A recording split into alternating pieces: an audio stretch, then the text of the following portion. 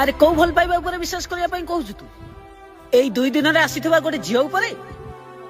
ଆରେ ସିଏ ମୋ ଆଗରୁ ଆଉ କାହାକୁ ଭଲ ପାଇଥିଲା ନା ନାଇଁ? ସିଏ ମୋ ଆଗରୁ ଆଉ କାହା ସାଥିରେ ଏକୁଟିଆରେ ଦେଖା କରିଥିଲା ନା ନାଇଁ? ଆରେ ମୁଁ ଏଇଟା ବି ଜାଣିନି ସିଏ ଭଲ ନା ଆଉ କାହାର ଅଇଁଠା ଖିଆ ଥାଳି।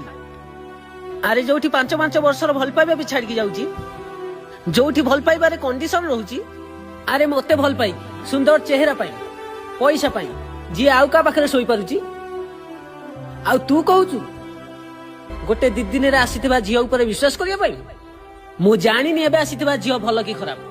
ମୁଁ ବି କହୁନି ସୁନ୍ଦର ଚେହେରା ପାଇଁ, ପଇସା ପାଇଁ ସବୁ ଝିଅ ନିଜ ଭଲ ପାଇବାକୁ ଛାଡି ଦିଅନ୍ତି ବୋଲି।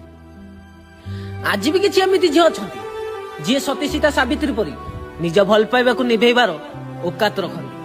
କିନ୍ତୁ ମୁଁ ଏମିତି ଝିଅ ବି ଦେଖିଛି ଯିଏ ଗୋଟାକୁ ଭଲ ପାଇକି ସୁନ୍ଦର ଚେହେରା ପାଇଁ ଆଉ ପଇସା ପାଇଁ ଅଲଗା ଟୋକା ମାନଙ୍କ ଆଗରେ ନିଜ ଚଡି ବି ଖୋଲି ଦିଅନ୍ତି।